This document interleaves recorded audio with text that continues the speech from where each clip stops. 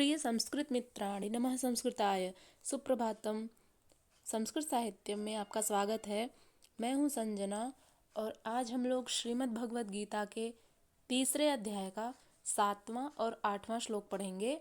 इसके पूर्व हम लोग 6 श्लोकों तक अध्ययन कर लिए थे, जिसमें हमने जाना था कि श्री कृष्ण अर्जुन से कहते हैं कि जो मूढ़ बुद्धि मनुष्य समस्त इंद्रियों को हठपूर्वक ऊपर से रोककर मन से उन इंद्रियों के विषयों का चिंतन करता रहता है, वह मिथ्याचारी अर्थात दंभी कहा जाता है। इसके बारे में हम लोग पिछली वीडियो में विस्तृत व्याख्या पढ़ लिए हैं। अब अगले श्लोक की तरफ बढ़ते हैं, जिसमें हम जानेंगे कि श्री कृष्ण अर्जुन से इंद्रियों के विषय में क्या कहते हैं। अगला श्लोक है 7वां।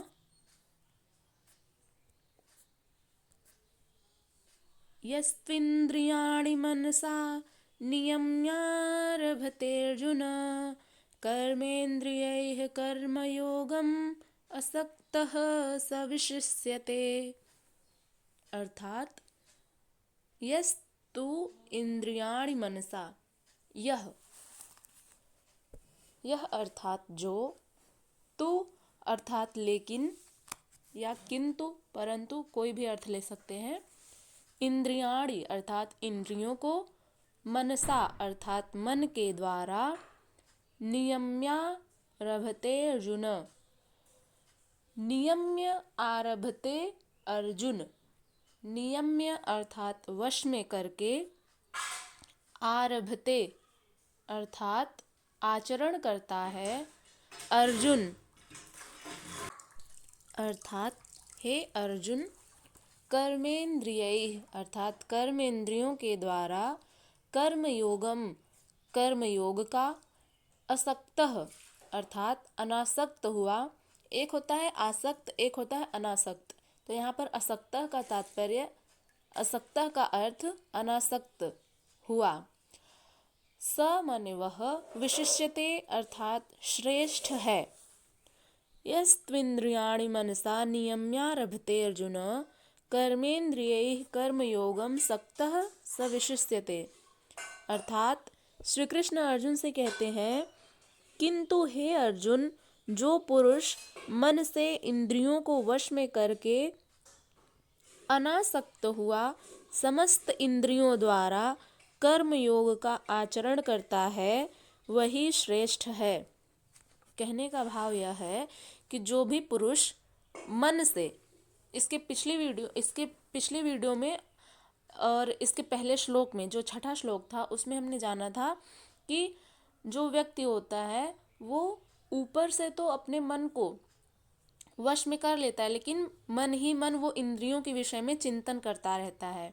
तो अब इस श्लोक में श्री कृष्ण कहेंगे कि जो पुरुष मन से इंद्रियों को वश में करके, अब यहाँ पर उस श्लोक में हमने पढ़ा था कि मन से तो निरंतर वो विषयों का चिंतन करता रहता है, लेकिन जो पुरुष मन को भी अपने वश में कर लिया है, मन भी एक हमारी 11वीं इंद्रिय है।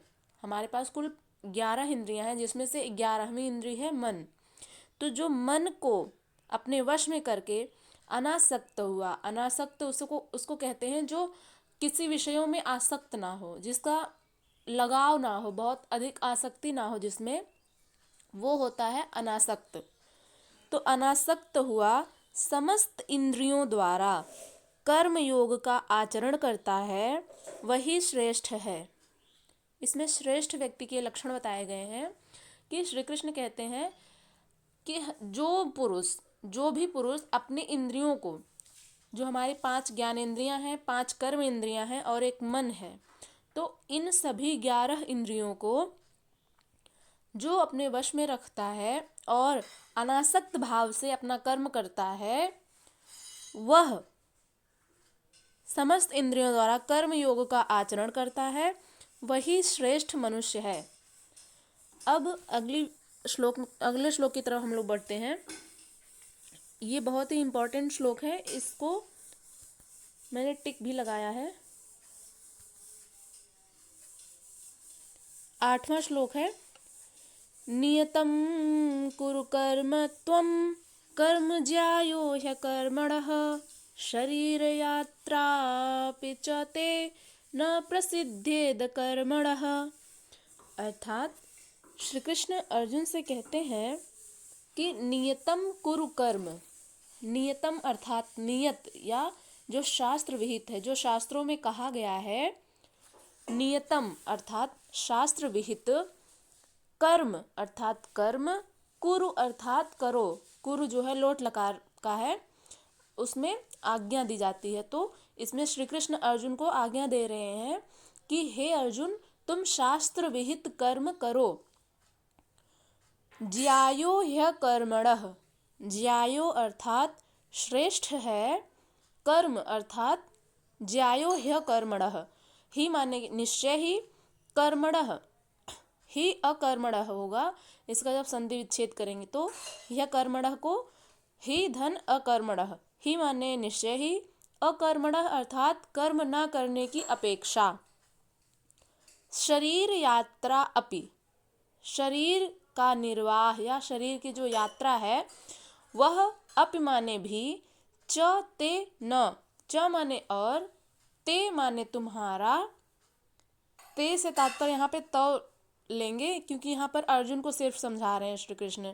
तो यहाँ पर तब या ते यानी तुम्हारा यानी अर्जुन का, न माने नहीं, प्रसिद्धेद कर्मणः, प्रसिद्धेत अर्थात सिद्ध होगा, अकर्मणः अर्थात कर्म न करने से। ये रहा शब्दार्थ। अब इसकी व्याख्या देखते हैं कि श्री कृष्ण अर्जुन से कहते हैं कि हे अर्जुन, नियतम कुरु कर्म, तुम शास्त्र विहित कर्म को करो, क्योंकि कर्म न करने की अपेक्षा कर्म करना श्रेष्ठ है। कर्म न करने से तुम्हारे शरीर का निर्वाह भी सिद्ध नहीं होगा। ऐसा क्यों कहते हैं श्री कृष्ण? क्योंकि जो शास्त्रों में विहित है, जिस प्रकार से शास्त्र हमें बताते हैं कि हमें अपना कर्तव्य किस प्रकार से करना चाहिए, हमें अपना कर्म सकाम रखना चाहिए या निष्काम रखना चाहिए, तो शास्त्रों में विहित है कि हमारा जो कर्म हो वो निष्काम भाव से हो। और हमने इस गीता में भी द्वितीय अध्याय में पढ़ा कि श्री कृष्ण कहते हैं कि निष्काम भाव से कर्म को करो और उसका फल जो है वो ईश्वर पर छोड़ दो। तो निष्काम भाव से कर्म करो, जो शास्त्रों में विहित है, ऐसे कर्तव्य कर्म को तुम करो, क्योंकि कर्म न करने की अपेक्षा अकर्मण यदि हो जाए, कोई कर्म ही ना करे, तो उसकी अपेक्षा तो कुछ करना ही श्रेष्ठ होता है। कोई दो व्यक्ति हैं मान लीजिए, तो उसमें से कोई एक है जो कर्म नहीं कर रहा है और कोई एक व्यक्ति है जो कुछ कुछ मतलब कर्म कर रहा है, थोड़ा ही कर रहा है लेकिन कर्म कर रहा है। उसकी अपेक्षा तो वो श्रेष्ठ ही है जो कर्म कर रहा है, और जो कर्म नहीं कर रहा है वो तो उसका कहना ही क्या है। फिर उसकी अपेक्षा तो जो थोड़ा बहुत कर्म कर रहा है, रोज प्रयत्न कर रहा है, थोड़ा सा, ज़्यादा नहीं बट फिर भी थोड़ा सा ही कर्म कर रहा है, तो उसकी अपेक्षा तो वो श्रेष्ठ ही कहा जाएगा जो कर्म कर रहा है। तो इसी बात को श्री कृष्ण यहाँ पर कह रहे हैं, क्योंकि कर्म न करने की अपेक्षा कर्म करना श्रेष्ठ है, तथा कर्म न करने से तुम्हारे शरीर का निर्वाह भी सिद्ध नहीं होगा। यह श्री कृष्ण अर्जुन से कहते हैं और हम सब से भी कि कर्म न करने से तुम्हारे शरीर का जो निर्वाह है, अभी इसके पिछले श्लोक में हमने जाना था कि जो अपने शरीर का निर्वाह करने के लिए हमें कुछ ना कुछ अपना कर्तव्य करना चाहिए, जिससे कि हमारा जीविकोपार्जन हो सके। तो इससे अगर हम कर्म नहीं करेंगे तो हमारे शरीर का निर्वाह भी नहीं होगा। इसी बात को श्री कृष्ण यहाँ पर समझा रहे हैं कि हे अर्जुन, हम सब को संबोधित कर रहे हैं श्री कृष्ण, क्योंकि यहाँ पर ना अर्जुन है ना कृष्ण है, इस समय तो नहीं है। बस गीता में जो कह दिया गया है कि अर्जुन है और कृष्ण है, तो हमें बस मानना पड़ेगा उस चीज़ को। यहाँ पर साक्षात तो हमें कृष्ण बता नहीं रहे हैं, लेकिन उनकी जो वाणी है गीता में श्लोक के रूप में, उसको हम समझते हैं। अर्जुन की जगह पर हम लोग खुद को रख करके इस श्लोक को समझते हैं कि श्री कृष्ण मानो हम सबसे कह रहे हैं कि हे अर्जुन, तुम शास्त्र विहित कर्तव्य कर्म को करो, क्योंकि कर्म न करने की अपेक्षा कर्म करना श्रेष्ठ है, तथा कर्म न करने से तुम्हारे शरीर का निर्वाह भी सिद्ध नहीं होगा।